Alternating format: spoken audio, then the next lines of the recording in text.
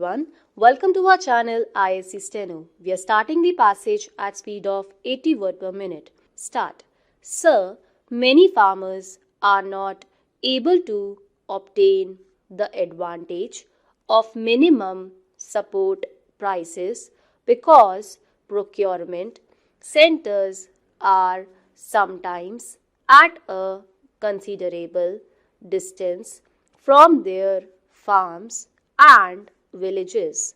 We intend to increase the number of procurement centers so that eventually every kisan will have access to a procurement center within 10 kilometers of his village. The rural roads network will also be strengthened in a phased manner. Kisans, particularly those engaged in the farming of perishable farm commodities, are often denied a fair share of the value of their produce because of the very perishability of their produce. The only answer lies in expanding rural godowns and cold or cooled storage facilities. To this end, a special program is being instituted for the extension of institutional credit on attractive terms for the establishment of cold or cooled storage facilities in rural areas. There is scope for substantially improving credit facilities for the farm community. We propose 4 specific steps in this regard. First, we must rectify the problem of credit not being available to members of cooperatives because of the cooperatives to which they belong having become ineligible for NABARD refinance. We have decided to open with effect from the ensuing Rabi season a special line of credit of rupees 100 crore through cooperative and commercial banks, which will be earmarked exclusively for scheduled caste and scheduled tribe farmers. Second, scales of finance for short-term production credit will be revised annually so that the credit made available to the farmer fully meets the doses of inputs at current prices to meet his cultivation requirements. Third, a special credit regime is being instituted for kisans in rain-fed farming areas covered by watershed development programs. The new regime will operate on the basis of ensuring the availability of credit through a 3 to 5 year cycle so as to even out the inherent risks involved in good and bad monsoon years appearing in a cycle in such areas. The special credit regime will take into account problems of overdues which arise within a clinical period to ensure an adequate flow of credit in support of viable crop production and other allied activities. This regime will be reinforced by a major program of watershed development in rain-fed farming areas. The fourth step is essentially procedural, which Kisans will immediately recognize as being of the utmost importance to their requirements.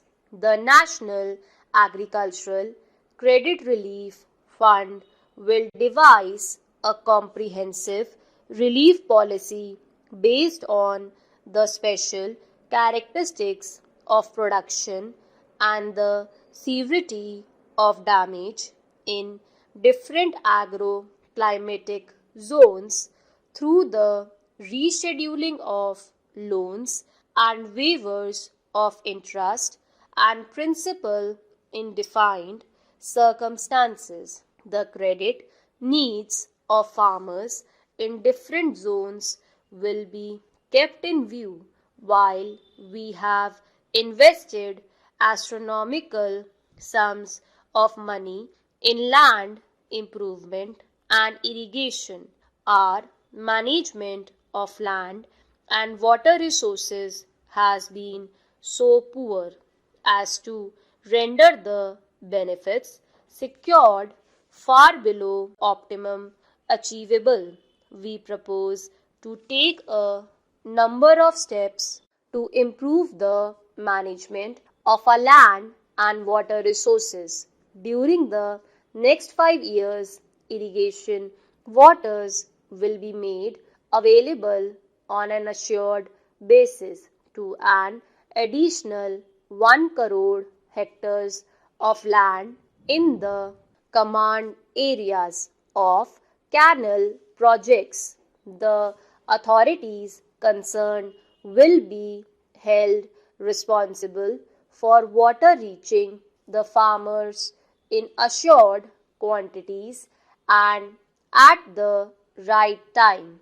Also, 10 lakh tube wells and dug wells are to be constructed every year, and 5 lakh hectares will be covered annually for the program of desilting and maintenance of village tanks and ponds. Second, the productivity of unirrigated land is to be enhanced through effective watershed development and moisture conservation.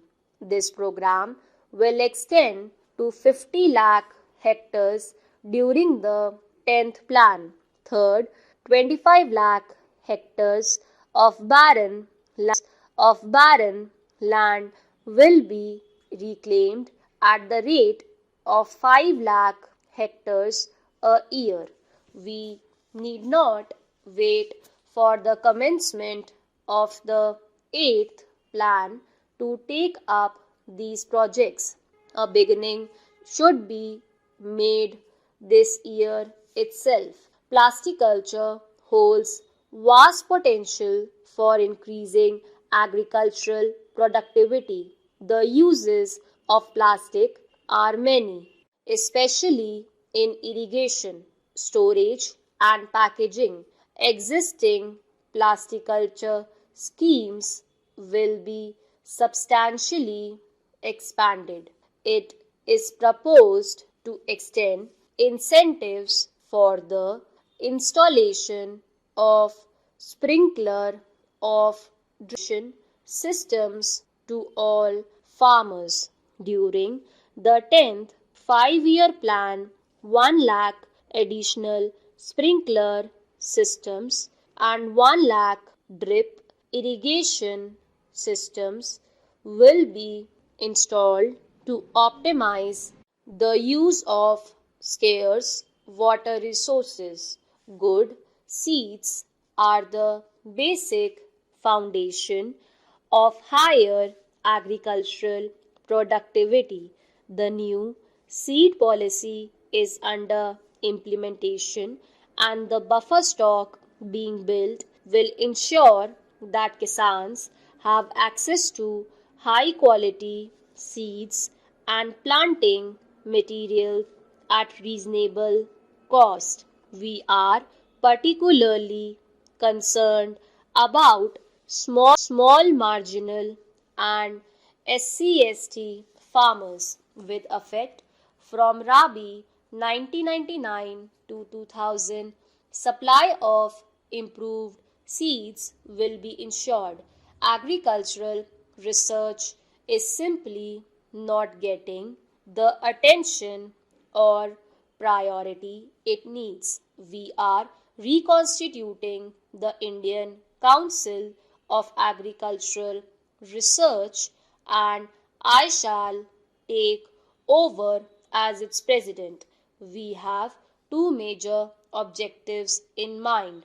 First, we propose to generate appropriate technologies for each subzone of the 15 agroclimatic zones so as to be able to modernize our agriculture in each of the zones. Second, special time-bound program in research and development of hybrids is being taken up to cover rice, maize, jowar, bajra, arhar, cotton and oilseeds. Results will be demanded within 5 years, and the implementation of the research program will be monitored at the highest level to promote the manufacture of agricultural machinery and implements of improved design, particularly those using new and more efficient materials. A special fund is being established to extend credit for the manufacture, fabrication, and marketing of such machinery and implements, as also for the leasing or hiring of such machinery, and implement plant protection equipment and sprinklers for adding value to the primary produce of the farmer, as also expanding employment opportunities in rural areas. It is necessary to encourage agro-based industries, particularly food processing.